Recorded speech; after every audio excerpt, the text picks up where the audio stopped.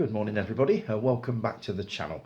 Right, as usual, before I go any further, a massive thank you to everybody that commented on the last video. I'll be reading bollocks.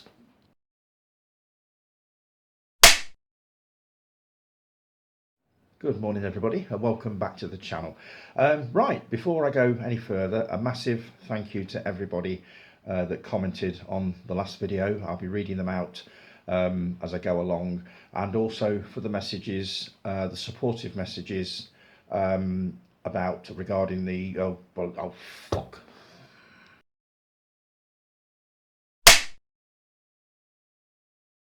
Good morning everybody, welcome back to the channel. Right, before I go any further, a massive thank you to everybody that commented on the last video. I'll be reading those out very shortly, and also to the supportive messages that you added onto the end of them regarding the new way that I'm doing videos, which is basically if and when I'm in the mood for it. I know that sounds really selfish, but as I'm sure you all know, especially those of you that do sort of YouTubing and this, that and the other, you've really got to have not so much a passion, but you've got to have an enthusiasm to make a video. So this is working out brilliantly for me. I've been working on this one for the best part of 3 weeks, just basically doing a little tiny bit every day, sort of 10 minutes or so. And it's just all snowballed into what you're about to watch. So thank you so much for basically saying that you're behind me on all of this, because it means a lot. As I've said before, without you guys this thing wouldn't even exist. So thanks so much, very much appreciated. I will be doing it again slightly different this week. Instead of reading all the comments out in one big glut, I'll be reading a comment out, then maybe a little bit of movie news, followed by another comment, then maybe a quick review of a movie that I'm doing. So it's not just all comments, which has actually been commented on, which you'll find out soon enough when I start reading them out. So as I say, thanks ever so much for that, guys, much appreciated. It's worked out so much better. I know you're kind of without a video for sort of 2 or 3 weeks, but believe me, this is so much better for me. It just works. So I'm going to keep it the way it is, although it was suggested this week that if I don't get time to do, which I should have time now, to do a complete video, just separate little videos on what I've been watching, another one on the comments, another one on little bits of movie news, that kind of thing. So what are your thoughts on that, just out of curiosity? I want to do it the way that you lot want to watch it, basically. That's how I want to do it. This is fine the way I'm doing it now, but if you think that it would benefit from basically having several smaller videos, please tell me and I will quite happily do that for you. But at the moment this seems to be working for me, so let's see how it goes. But as I say, just let me know if that sounds like a good idea to you. So I've got a new subscriber. It is JT at the movies. Now, it's always nice to get new subscribers, but it is extra nice to get a subscriber from the movie community. I'm always very flattered when somebody who runs a channel talking about movies actually subscribes to mine. So thanks ever so much for that, JT. Hope you like what we're doing here at the channel. Welcome to the channel, and hope you like the content. You obviously do because you've subscribed to it, but I just wanted to say a quick welcome and good morning to you. So I'll be checking out your content very shortly. I've not had a chance to have a look yet, but I certainly will be doing so. So as I say, welcome to the channel, mate, and hope you enjoy what we're trying to do here. Right, I'll start with a comment. Dave Mansell, I will start with Dave.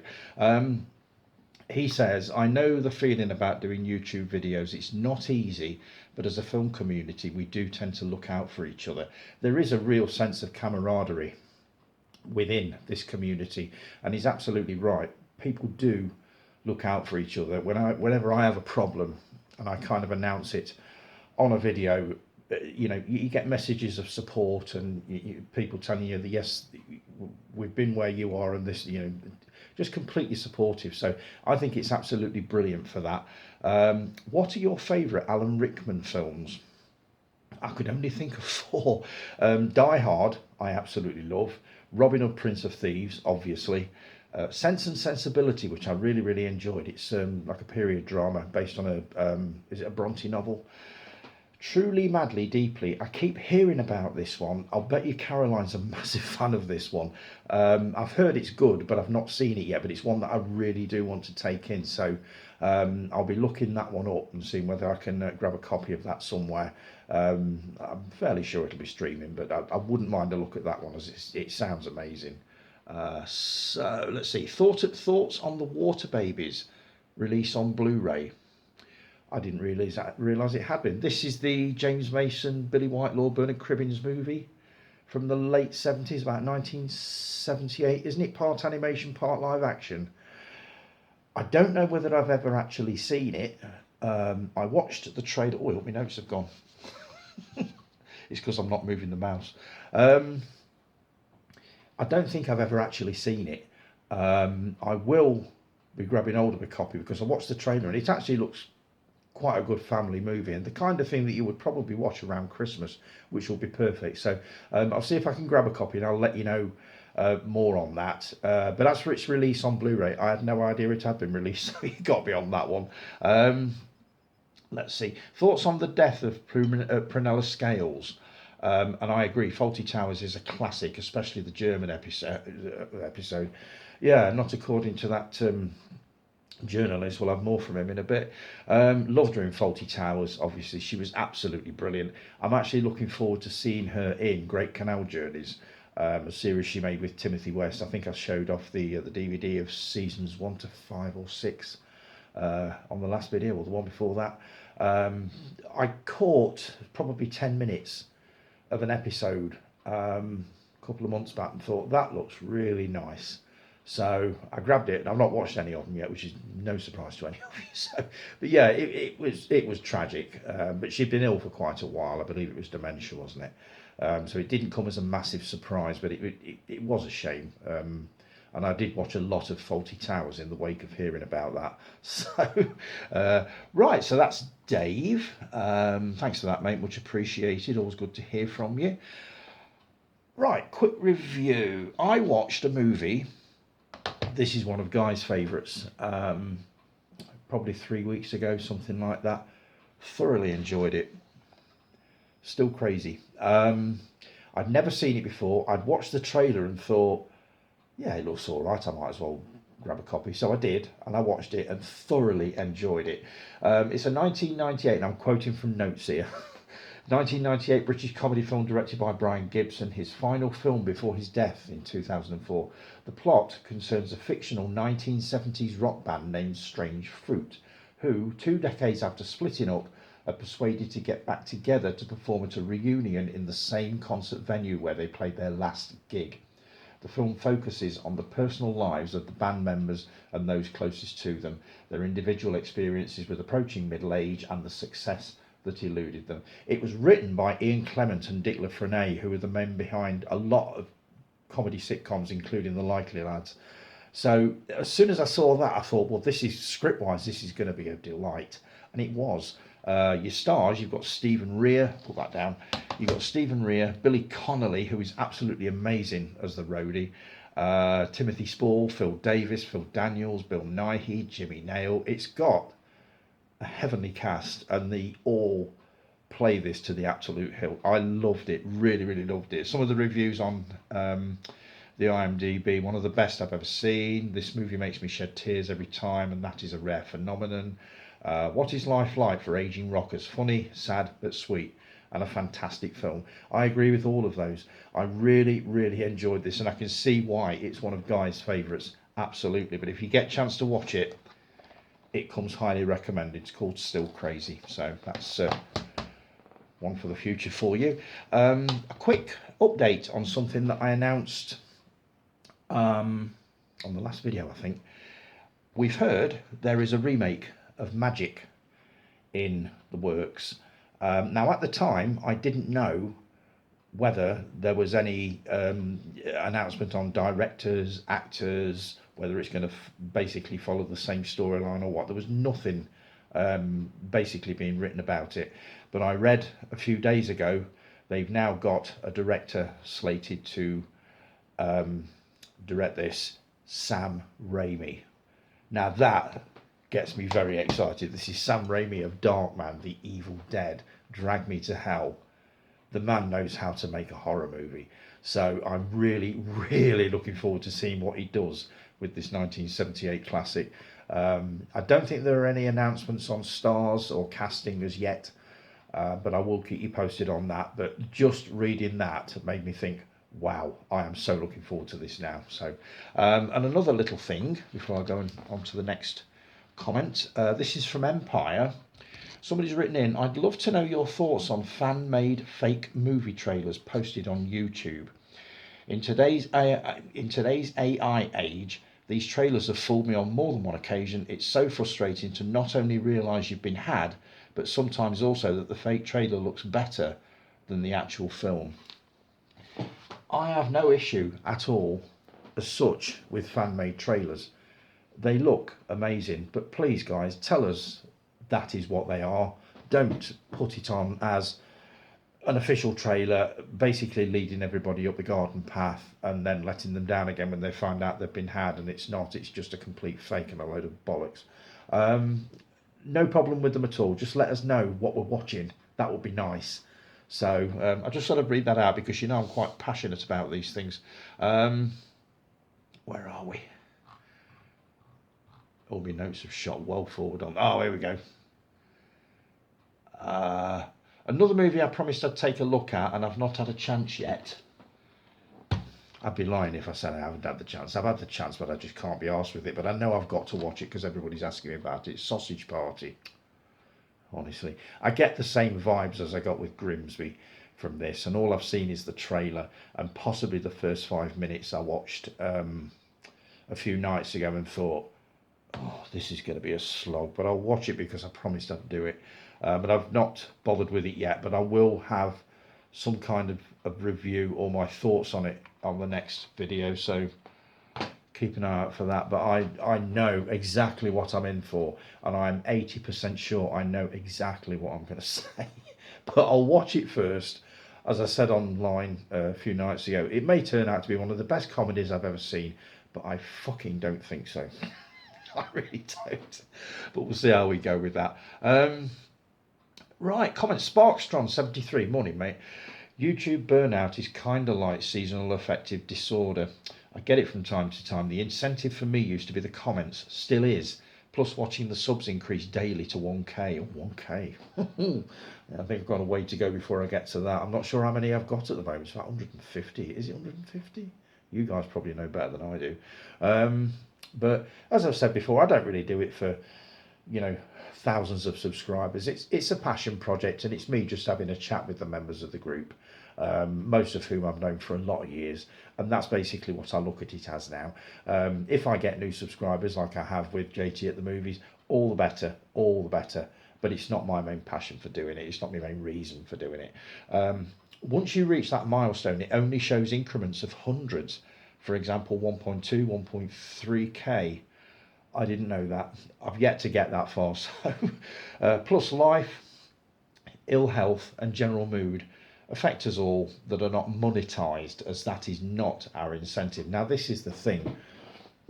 Once you get to a certain number of subscribers, I believe you can monetize your channel. I absolutely don't want to do that. This is not what this is about. It's not about making money. If it was about making money, I'd do a channel on something completely different. This is a passion project, as you all know. I enjoy doing this, so monetization is not something I'm chasing at all. But I get why people do that, because they make a living out of it. Do what suits you always, as if your heart's not in it, it becomes a chore. Alternatively, doing a few vids can lift you out of a slump. Absolutely right, and most of the guys have said this to me at one point or another when I've had doubts about, you know, why I do it and what's the point, and oh God, you know, I get sometimes, and they basically said just do them when you feel like doing them, which is exactly what I'm doing now. And I think, Jason, you're very fond of saying as soon as it you know, becomes a chore or like a job, stop it. So, and that's exactly what I've done. I've been looking forward to doing this since Friday. So I know, you know, that this is pretty much going to go okay, because I'm just well up for it, well in the mood for it. So thanks for that, Sparkstrong. Much appreciated, mate. I still don't know your name, by the way. You haven't told me yet. Right, that's that comment. Another quick review for you. This is a comedy that I'd heard a lot about. I believe this is one of Caroline's favourites. I'd never seen it, never heard of it. But when I read the cast, I thought, yeah, got to take that one in. Keeping Mum. Your stars in this, you've got Rowan Atkinson, Maggie Smith, Kristin Scott Thomas, and would you believe it, Patrick Swayze. That one did catch me out. Just a quick synopsis for you. Walter Goodfellow, played by Rowan Atkinson, the well-meaning vicar of the parish of Little Wallop, is so obsessed with writing the perfect sermon that he is oblivious to his wife Gloria's, played by Kristin Scott Thomas, dalliance with her brash golf instructor Lance, Patrick Swayze. Neither does he notice that his daughter Holly has a different boyfriend every week, complete nymphomaniac, and his young son Petey is the whipping boy for the school bullies. Yeah. Enter Grace, played by Maggie Smith, the answer to the family's prayers, a sweet grey-haired old lady, the charming and discreet new housekeeper who has her own unique definition of keeping house and a very unusual way of solving problems. Again, really enjoyed this, way more than I thought I would. The cast all work perfectly together. It's a very dark comedy. It's not laugh out loud, although there were a few lines in this that did make me roar. But I really enjoyed this. Some of the reviews on this, you've got, put that down. Great black comedy reviving a British tradition. Charming comedy, beautifully played. Forget the plot holes, enjoy the ride. Surprisingly wonderful English comedy. Sweetly dark, accessible British comedy. Again, agree with all that. Really enjoyed it. If you get a chance to watch it, again, recommended. I don't believe it's out on Blu-ray, otherwise I'd have collared a copy on Blu-ray. It's only out on DVD. I believe it's streaming on Prime, but you have to pay for it.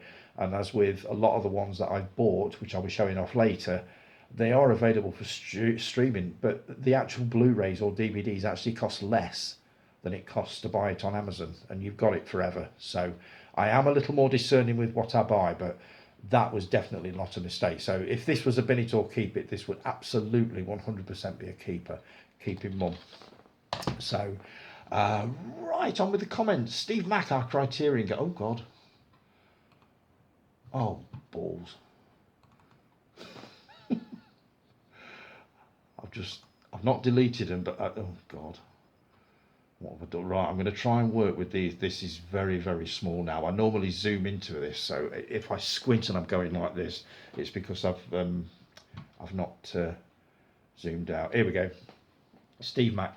I also enjoyed This Is Spinal Tap. It's got a new Criterion 4K release in the States, packed with features. Good fun.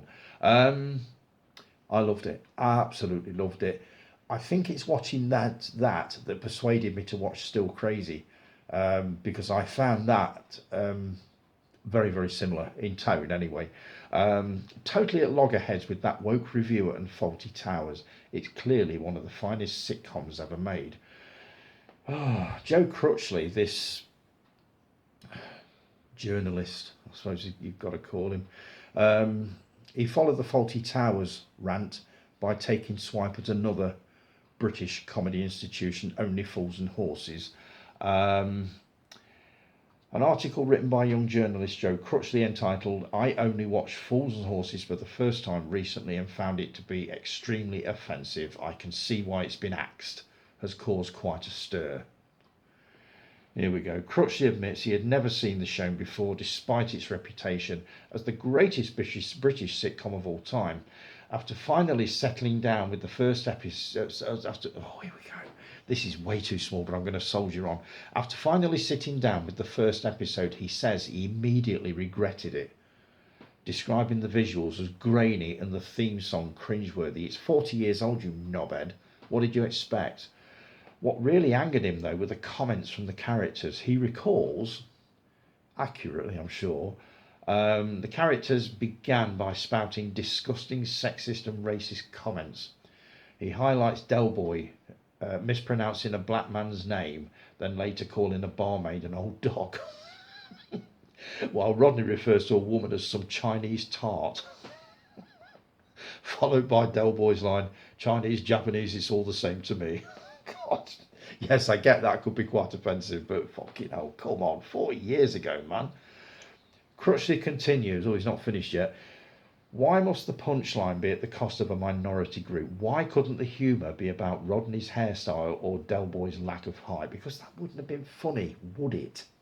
Idiot. He says the worst moment came in Series 6. Oh, God, we got something worse coming. I'm surprised he made it to Series 6.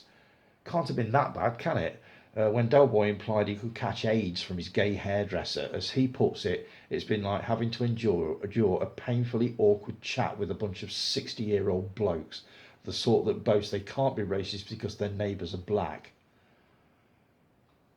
Okay. Crutchley concludes that while millions still laugh along with Del, Rodney and Grandad, he finds the show offensive and outdated and hope there's no talk of a revival. Much as we hope that there's no talk of a revival of your reviews, mate. Steve also says, on the woke side, it's a shame that It Ain't Our Fault was completely wiped from our screens, again removing our choice to watch, which is why, Steve, I treated myself to this quite recently. I've not watched any of them yet, but I want to get hold of Love Thy Neighbour, Mind Your Language. Most of the 70s sitcoms that I haven't yet got, I would like to get hold of, because as soon as they're re-released and resubmitted to the BBFC or whatever, they will end up being cut. They'll have lines of dialogue cut, and if you've seen these things as often as we've seen them, you'll spot them straight away. So I'm glad I've got that, because that will amuse me no end. I'm actually looking forward to seeing what Mr. Crutchley takes a swipe at next. I've got to I find him really, really funny, and I'm sure that's not the way you meant it to be, but oh God, grow up, man, seriously. Right, another quick review for you. We watched this one last week. We're big fans of the series. We watch it most Sunday afternoons while having Sunday dinner. We've got this series on. It's not normally my kind of thing. I won't normally watch anything on MTV because I don't like MTV, but this series sort of caught my attention. Catfish. Now, this is the movie version, which kicked off the TV series. In late 2007, filmmakers Ariel Schulman and Henry Joost sensed a story unfolding as they began to film the life of Ariel's brother, Neve. They had no idea that their project would lead to the most exhilarating, unsettling months of their lives, a reality thriller that is a shocking product of our times. Catfish is a riveting story of love, deception and grace within a labyrinth of online intrigue. I've got to enlarge this in a minute because it's driving me nuts. The series is absolutely brilliant. This, to me, was a little bit mediocre. Basically, for those of you that don't know, catfish are people that create fake profiles on Facebook and social media to basically reel in prospective love interest and this, that and the other. And they call, or the people on the receiving end of it tend to call the catfish team and say, look, can you look into this? The geniuses with social media, they can find anything and basically tell me whether the person that I'm speaking to is who I think it is. And that is basically what this is. But it's actually Neve, the guy that presents the TV series, that's on the receiving end of it. It's not as disturbing as it sounds. There was one bit that made me jump, and I'm not going to tell you what it was, because I'm not actually very happy with myself for jumping at this particular thing. But it was okay. But it was basically what you've seen on the TV series 1,000 times before. It's somebody who he became very fond of, got talking to on social media, and then basically find out that it's not who he thought he was, who he thought it was. A good movie, but if this was a bin it or keep it, this would definitely be a bin it, because now I've seen it, there'd be no point in watching it again, but I just thought I'd share that one with you. The series itself is excellent. As I say, they're absolute geniuses with social media. They do like reverse photo searches, which you feed it into this software, any picture, and it will bring up copies of that picture attached to various different profiles on Instagram, Snapchat, Facebook, all that kind of thing. They're just amazing. They're just online detectives, and they are super. But it's a cracking series if you've never watched it. But yeah, it's very MTV orientated. It's basically aimed at young people, because older people like us don't bother with social media anymore as such. I've always said that if it wasn't for the film groups, I probably wouldn't bother with social media at all, because I really don't see the point of it. But for this, it is absolutely superb. Right, coming up to 24 minutes. Have I got time for another quick one? Jason K, our Ginger Ninja. Morning, Jay. Good day, Tony, and welcome back. Good to see you back. Thanks, mate. Much appreciated. Apologies if my car list didn't make sense. Sometimes I just type stuff as I watch, and my brain often goes one way, fingers typing the other. It often makes sense, but sometimes it does not. I'm not a car person, Jay. That's all that was. If somebody asks me what kind of a car you've got, I will say a Corsa. Yeah? A red one. Oh, right, okay. I couldn't tell you. I honestly don't know. So, any mention of cars, tell me the TV series or the film that they're in, and I get it straight away. But as soon as you start shooting numbers at me, it's like, oh, old thicko. Let's see. Hopefully, you got to check out my short review of Witchfinder General. Won't spoil it in case you haven't. Most certainly did. Really, really enjoyed it, and I'm so glad that you enjoyed the film. My first exposure to it as such was when it was screened late one night, in the mid-70s, I think it was, and I read a review in a newspaper, because this is how we did it back then. We didn't have, obviously, the internet. Film review magazines never touched it because it was released like years before. So this guy had reviewed it, basically saying that you will never see the English countryside looking so beautiful when it is shattered by this orgy of violence and cruelty. And I thought, oh, gotta watch that. Yes, it did make me flinch, and yes, the final scene with the eye absolutely still makes me flinch. But it's a cracking movie, as you said. It's a total, utter 100% classic, and I never get bored of watching it. Just brilliant. So I'm really glad you took to that one, mate. Young Guns 1 and 2, classics. Love them both. This is Spinal Tap. I know I've seen it, but for the life of me, I don't remember what I thought of it. I get the feeling you would enjoy it. If you've not seen it, I get the feeling you would really, really like it. So I would urge you to take a look at the film, and maybe the sequel, which I've yet to take in, but I will be taking a look. Not holding out too much hope, although I've heard it's not bad, just not brilliant like the first one was, but we'll see. Oh, you got that Texas Chainsaw, not the original. It's one of the remakes, reboots from memory. It ain't a great one. I saw the trailer to that one fairly recently and thought, have I seen that or haven't I? I couldn't remember. So I ordered it. It only cost minimal amount. Again, it was cheaper to buy it on Blu-ray than it was to buy it on Amazon Prime. So I went for it. But I have got the original on see the Blu-ray or 4K. Again, total classic. Nothing will ever come close to it, even though I've heard there is a TV series in the works. I'll have a look into that and find out what's cracking off with it. But I read about that some months ago, that somebody had acquired the rights and they were going to turn it into a TV series, which is going to be interesting to say the least.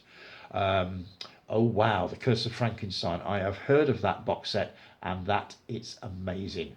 All the best and take care. I am going to take a quick break, Jay, and then I'm going to come back with a quick unboxing of The Curse of Frankenstein for you. So I'll be back in a sec, guys.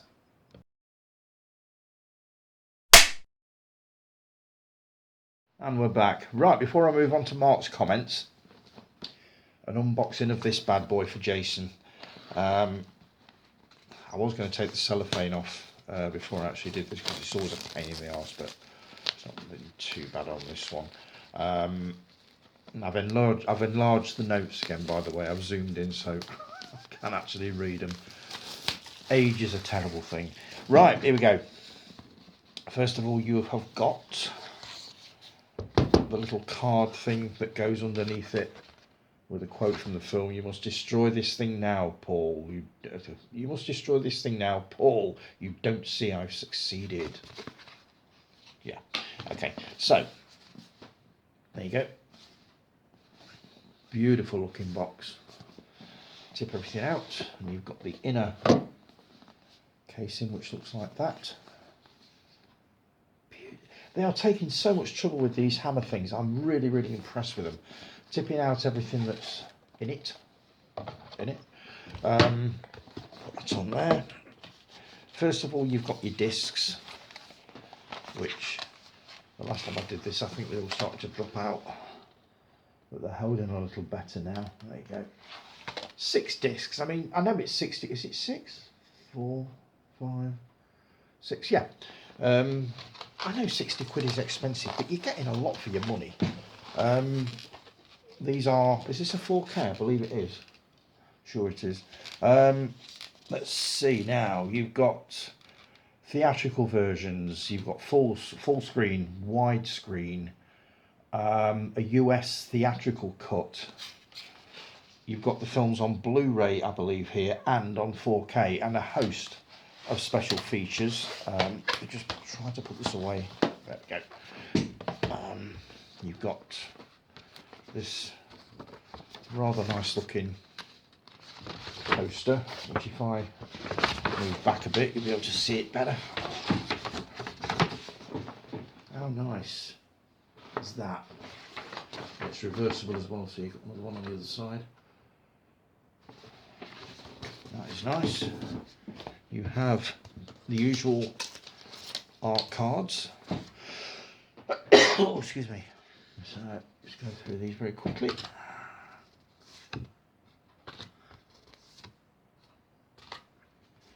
This is basically just so if you do decide to order this, and it is still available, even though it's a limited edition, I think, you'll be able to see exactly what you're getting.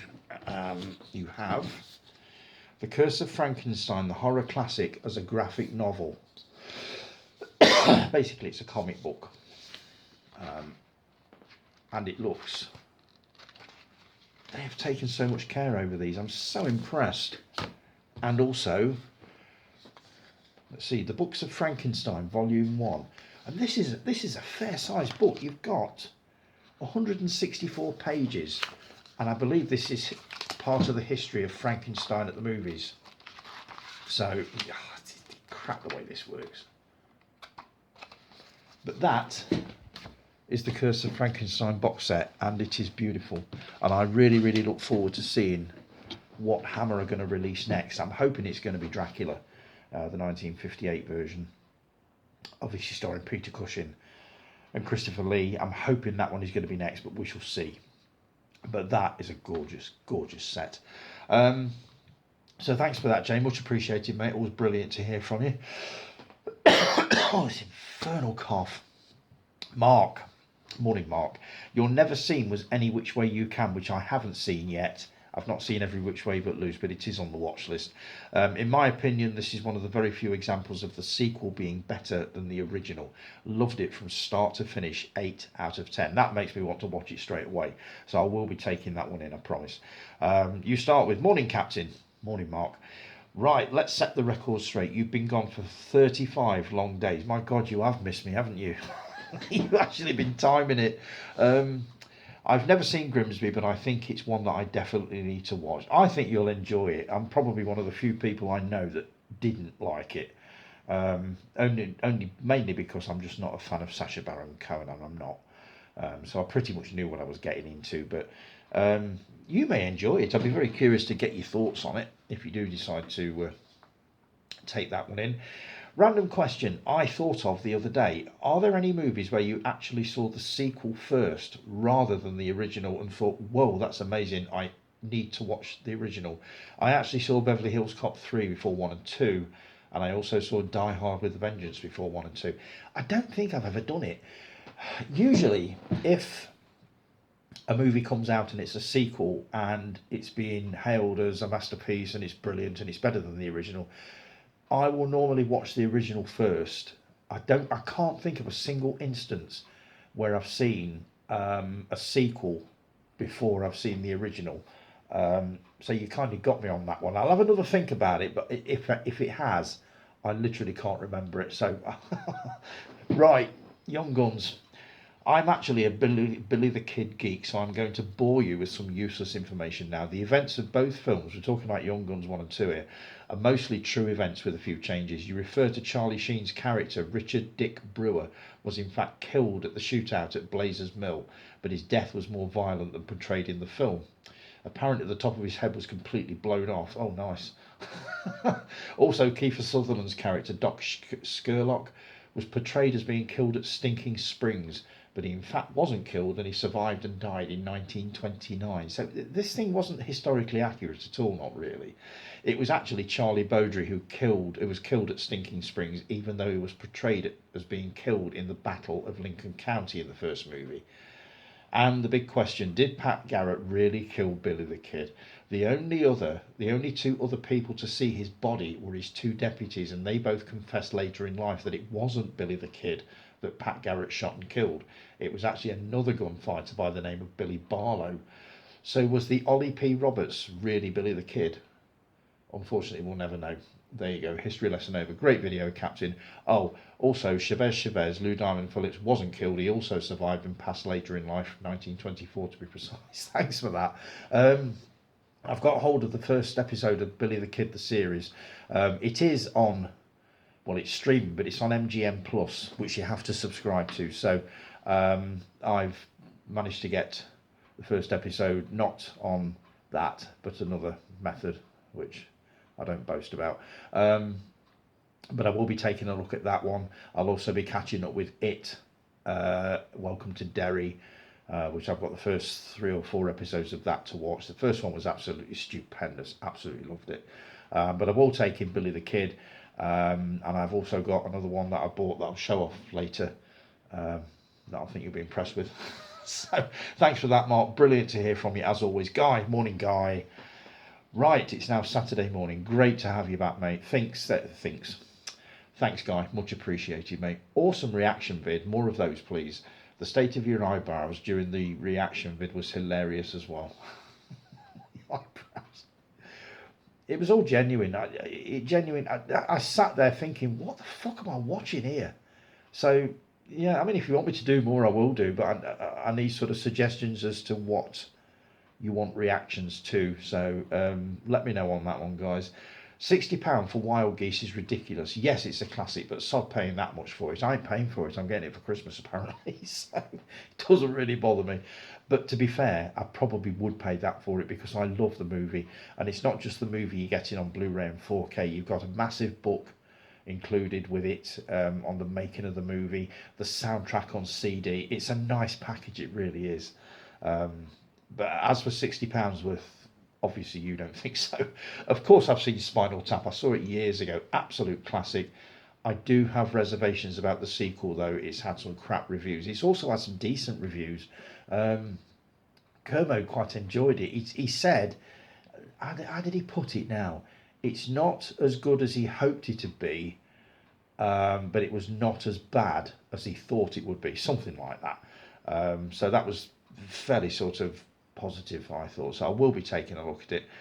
Still in the cellophane, the Tony Harris story. I presume that's yet to be made. Seriously though, get them unpacked and watched, especially Police Squad. I will be doing, mate, I promise you. Lovely to have you back, mate. I agree with Jason. Get on it when you have content as opposed to just the comments. Nice one, boss. This is what a lot of people have said. Preferably when you're not coughing at everybody. Basically do it when you've actually got something to say that's not just reading people's comments out, which are a vital part of it, as you've seen with this one. I couldn't do without comments from you guys, but I don't want it to be the be all and end all. I want to sort of intersperse it with sort of reviews and movie news and whatever. So, and that seems to be working at the moment, but I mean, you'll be the judge of that, so you can probably tell me better than I can. So thanks for that, Guy. Much appreciated, mate. Callie, morning, sweetheart. Finally, I have returned to the comment section for some Sunday morning Tony time. Flattered to have you with me, really. I have missed you in the comment section, and I haven't forgotten about yours, by the way. I've got 2 to catch up on before the end of the year. So, perfect way to start. Oh, bollocks. Oh, you'll love the beginning of this one then. I'm totally there with you about feeling like your content isn't going the way you want it to.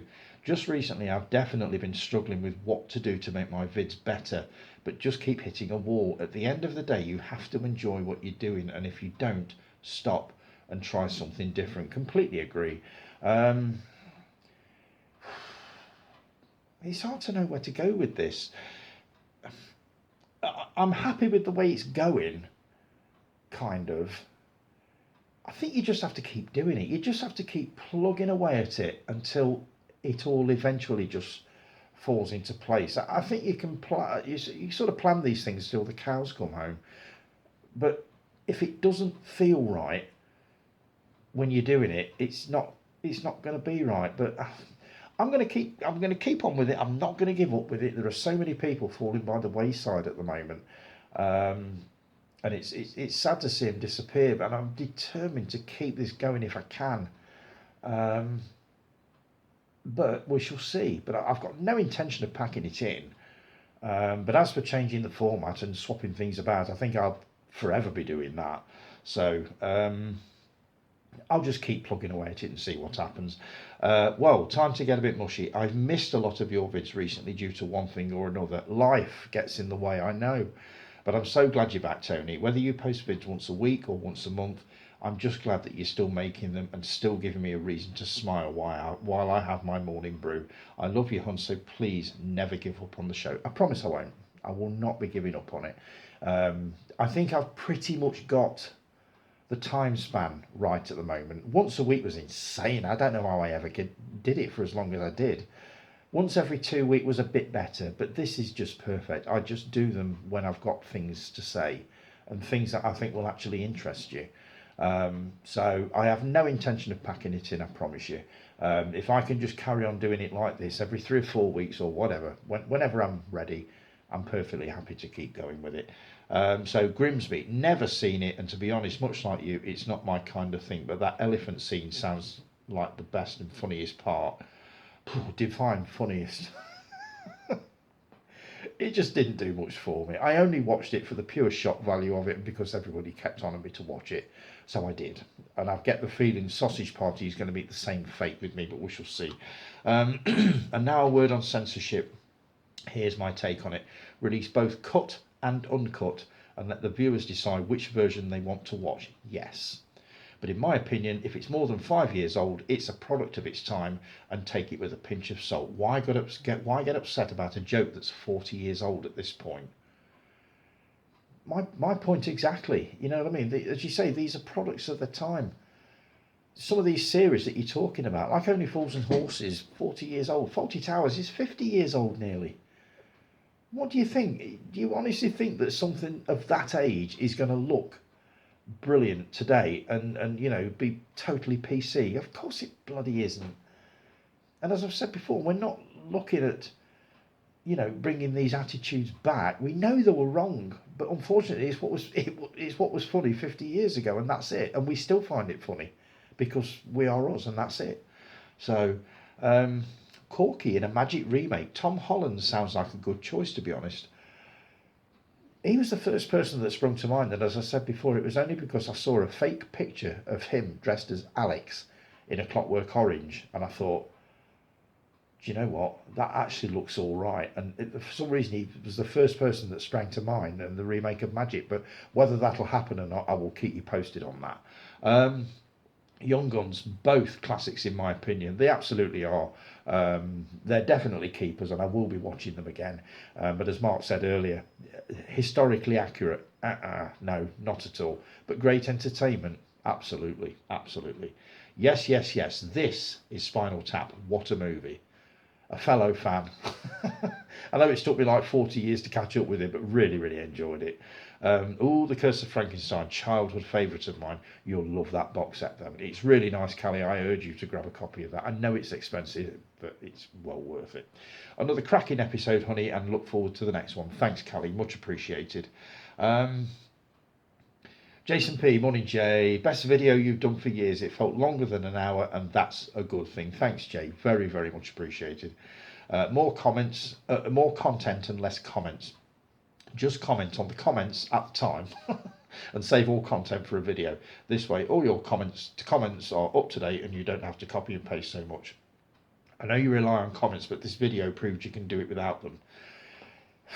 yeah, I mean, I'm not sure I could do it without them, but I certainly, they took 4, 3, 2, 1. I know I can do it without them, but um, oh, what was I going to say then? Oh God, age is a terrible thing. Oh, that was it. Yeah, they don't have to take centre stage, basically. That's so. Yeah, I get what you're saying. I mean, the comments will always be there, but I can sort of space them out a bit and not rely too heavily on them. And if I get, if I do a vid and it's only got like 2 comments, on YouTube and on Facebook, so be it. I'll just have to do a shorter video with just proper contents. So yeah, I do get what you're saying, mate, and I do appreciate it. I have the Arnie autobiography in hardback. It's a great read. It's a massive read. I've not started it yet, but I've read the first probably 3, 4 pages and thought, yeah, I'm going to enjoy this. I'm currently reading Noel Cronin's autobiography, the guy who founded Talking Pictures TV. I've got it on hardback, signed, autographed, no less. And I've also got it on Audible so I can actually listen to it while I'm working. Oh, remember before you buy a movie and you want to see if it's on Prime. I'll start that again. Oh, remember before you buy a movie and you want to see if it's on Prime, go on IMDb, look for film, click on the Watch Now on Prime. If it's free, then it will have Prime Video as circled with no price next to it. I'll remember that. I'm relying on Prime an awful lot at the moment. I actually bought 2 on there last week. I bought Caligula, the final cut, or the ultimate cut, or whatever it is, and a movie called Coma starring Michael Douglas and Genevieve Fajol, which I haven't seen for years. Can't get it anywhere else, and it was on there for $7.99 on HD. So I thought, well, if it's the only way, it's the only way. That's all from me, I'm afraid. There was something else, but I forgot what it is. If it pops up in some comments on this thread, it might jog my memory. Until next time, thanks, Jay, much appreciated, and for all the encouragement and support that you've given me on the new way that I'm doing things. Right. I believe that is everything. I've got some bits to show off. Oh, I've got 3 more videos here, well, DVDs that I've watched over the last few weeks. I'll just rattle these off quite quickly. That was last week's Knives Out. Really, really enjoyed this. I love a good Agatha Christie movie, and this was definitely, in the spirit of that. And the cast in this is absolutely brilliant. You've got Daniel Craig, Chris Evans, Anna de Armas, who played Marilyn in that Marilyn Monroe film on Netflix, Blonde. Was it Blonde? Jamie Lee Curtis, Michael Shannon, Don Johnson, Toni Collette, Christopher Plummer, no less. Really, really good. If you enjoy a good Agatha Christie, this comes highly recommended. The script is razor sharp. The resolution at the end, normally when they're being explained by the detective on the case, they tie me up in knots and it's like, I had no idea how that came about. This is actually remarkably straightforward. You don't see it coming, but it is remarkably straightforward, and I actually understood it, which made it all the better. I'm definitely going to take in Glass Onion before the new one is released, I believe on December the 12th. Dead Man's something or other. But yeah, really, really enjoyed that one. Callie, The Prophecy. I wasn't keen. I know you love this, and I do apologise, but I was not keen on this at all. Christopher Walken was absolutely amazing in it. Didn't expect to see Eric Stoltz in this. The story, a repeat of a war going on in heaven between angels or something. I was watching it, but I've got to confess, within 15-20 minutes I'd pick my phone up. So I missed bits of it, and a lot of it didn't make sense. So I'm ever so sorry, Callie, but one of your favourite movies just did not land with me. I do apologise. So that is a definite bid, because I probably won't be watching that one again. Room for Romeo Brass. My God. This was a lot more raw than I thought it would be. It started off as quite a light-hearted comedy, but it turned into something very, very dark. In the sort of the last half. It's the story of 2 lads, friends. It's filmed in Nottingham. I didn't expect to see Vicky McClure in this. She looks so young in this. Or Paddy Considine, who is absolutely amazing. I mean, is it me, or is he very, very good at playing unnerving, sinister characters? I honestly thought he was charming for about the first 40 minutes, but when he started threatening that kid on the beach, I thought, oh my God, that is horrible. That is truly horrible. And I could see where it was going. It was a tough watch, but really, really well done. And it's made me want to check out more of Shane Meadows' films. I've got Once Upon a Time in the Midlands. I've seen Dead Man's Shoes, but there's quite a few others to catch up with. I've been recommended one called Summer's Town, which I've not seen. But this, an excellent watch. I will be keeping it, but I've really got to be in the mood to watch this the next time because that is brutal stuff. So that's everything that I've watched. Right, I'll just move these over here, and I've got some bits to show off. And then I'm going to do something slightly different. Once I've shown these, I'm in the process of wrapping all my Christmas presents up at the moment, and I thought you might be interested in seeing what I've bought Rob this year because it's all sort of vinyl, Blu-rays, books and stuff like that. So I might do that when I've done this. So I'll just show off these bits and pieces that I've bought. Start with the magazines as usual. Latest issue of The Dark Side. I'm looking forward to reading the article on the making of The Burning. There's all sorts of other bits on there. I've got an issue of Infinity coming hopefully sometime this week. They normally arrive together, but Infinity didn't turn up with that one. So January's issue of Empire. It shows you how quick the year's going. We're already into January. We haven't even got into December yet. The latest issue of Sight and Sound, which, as I've always said, panders to my love of independent cinema. Catherine Bigelow interview. Presumably they'll be touching on House of Dynamite, which I watched the other week, which was absolutely brilliant. The latest issue of Yours Retro. Articles on Metropolis, X-rated Hollywood, sizzling classics that defied the censors. Always love reading about stuff like that. Natalie Wood, Sophia Loren, Nightmare, Pythons in Danger on the Holy Grail set. That'll be interesting. Hedda Hopper, Poison Pen of a Gossip Queen. She was horrible, foul cow. Doctor Who magazine. I don't know what month this is. I presume this is December. An interview with Carol Ann Ford, which I'm really looking forward to reading. I loved Carol Ann Ford in the first season of Doctor Who. Latest issue of SFX, which I believe that's Stranger Things on the front. So there'll be all sorts of good stuff in that. Latest issue of Intermission magazine, which is Talking Pictures official magazine. Looking forward to getting the December issue through because that's always really, really Christmassy. That's November's. So that's going to get a read. And the latest issue of Scream. Articles on Twins of Evil, Lon Chaney, The Fog, The Abominable Snowman, 1 Million Years BC. I love this magazine. It's so colourful. It's expensive, but it's worth every penny. Where are we on? What time are we on? 24. Oh, get this bit done. Some Blu-rays and DVDs. First one, A Kind of Loving. I listened to a podcast on this movie probably 2-3 weeks ago. The Real Britannia podcast. They do an occasional season of sort of kitchen sink dramas, and this is one that came up that I've not seen, and it's not part of the Woodfall box set that I bought some months ago. I was really hoping it was going to be in there, but it wasn't, so I had to buy this one. It was only about $7.99 or something like that. It's Alan Bates and Julie Christie. Again, never seen it, so looking forward to that one. This was recommended to me by a colleague at work. We were talking about films that we couldn't remember the titles of, and she mentioned one to me, and I actually found it and said, she told me about it, and I was intrigued by the whole concept of it. Sky Western Crooked. I don't know much about it apart from what she's told me. A guy played by Ian McShane, is living in a caravan and he gets regular visits from Hayley Mills. It's an A certificate, so there's going to be nothing really salacious in there. But I'm looking forward to taking a look at this because it's a film that I've never ever heard of.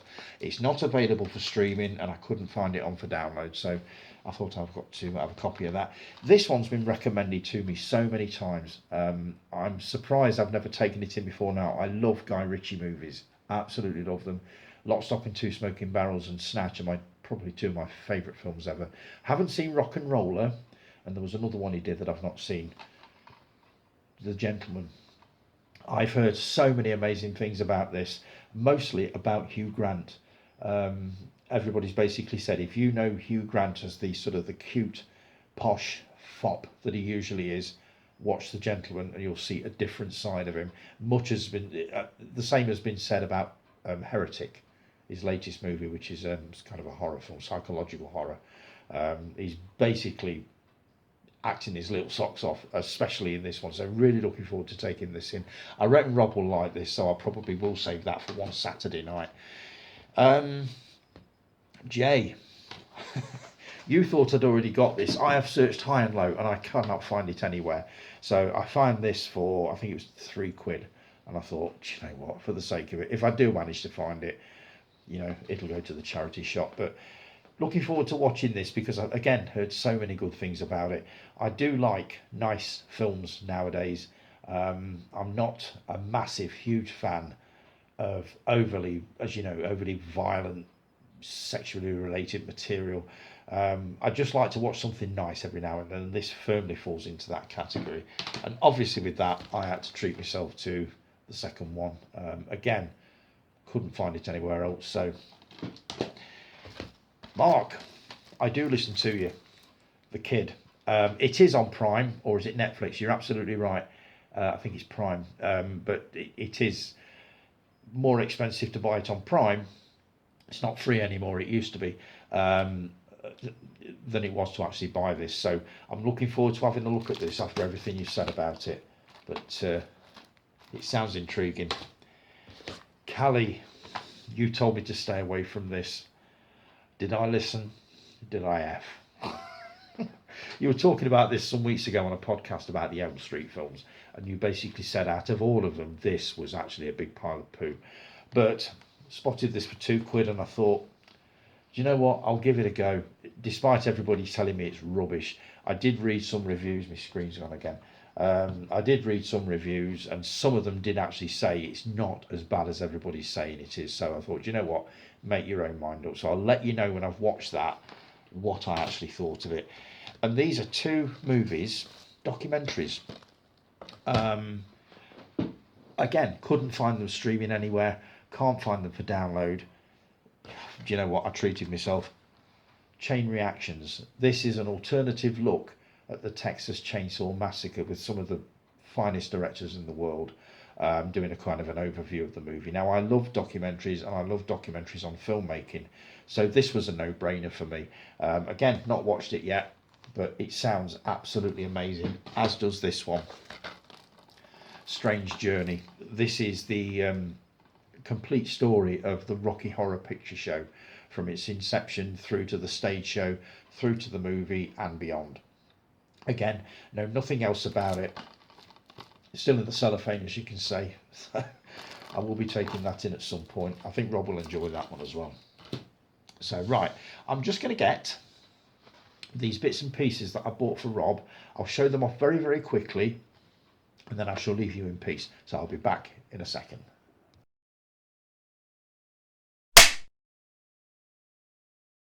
Right, and we're back. Right, I'm going to rattle through these really quick because I've just heard him stirring upstairs, which means the dog is going to want to come down in a minute. So, and I don't want him coming down and seeing this lot. This is everything that I bought Rob for Christmas thus far, and I think there probably will be more.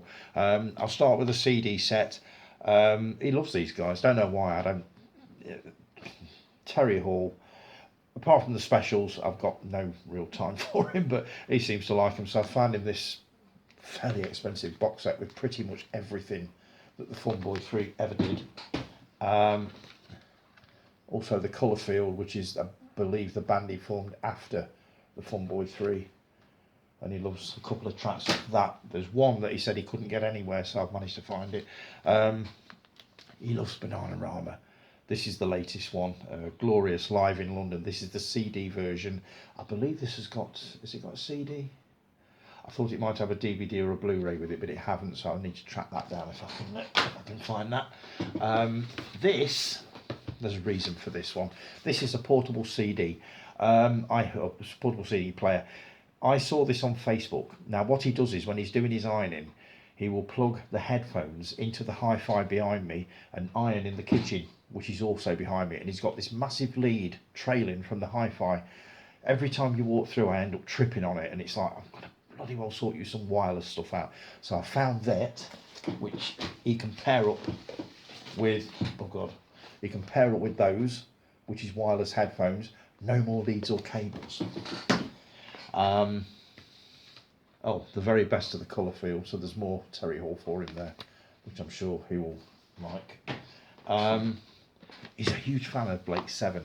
I've never seen it, so this is a kind of a double-edged thing, because I wouldn't mind watching this as well, but it's been released on Blu-ray. Now, if this is anywhere near as good as the Doctor Who Blu-ray releases that I've only got one of so far, but I'm very impressed, the rest of this series is going to be amazing. It's got some new extras on it, so we can watch that together, and also a season 1 episode guide. That is actually just season 1. I believe season 2 is out now, or very shortly, so that'll be for next Christmas or his birthday. But that's a book on the making of season 1.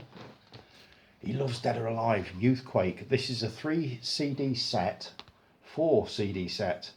You've got a tour CD, Youthquake tour, and 3 of other CDs of like remixes and stuff like that. He will love that.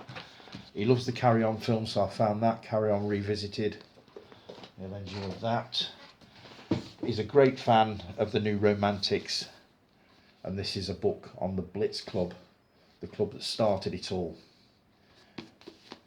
with Steve Strange on the front. A massive heavy book on Annie Lennox, like a retrospective. He's a big fan of Eurythmics and Her, so he'll enjoy that. And also the CD version of, or is that the Blu-ray? I don't know what that is. Have I just shown off a banana roll one? I can't remember. I hardly see it. Oh, that's the live one. Oh, that's the live one as well. Have I ordered this twice? You dickhead. I haven't all. Or have I? Believe it or not, they are different. But I don't know how, but the backs look completely different, so I'm going to hold on to both of those. And also, he loves his vinyl, so there's the vinyl version of it. That's so far. There could be more yet. So, if any of you see him, for fuck's sake, don't tell him. Right, I'm done. That's it. I'm finished. I'm going to let you get on with your weekend. Thanks ever so much for joining me and for bearing with me. You know what? Basically, while I put this thing together, and you know, finally being in the mood to actually put this thing out there. So thanks ever so much for joining me, guys. I will be back with you again in a few weeks. Have a great December. I will do something before Christmas, I promise you. No matter what happens, I will definitely do something Christmas wise. So take care of yourselves. Have a brilliant few weeks, and I will talk to you all again soon. Thanks again. Ta-ra.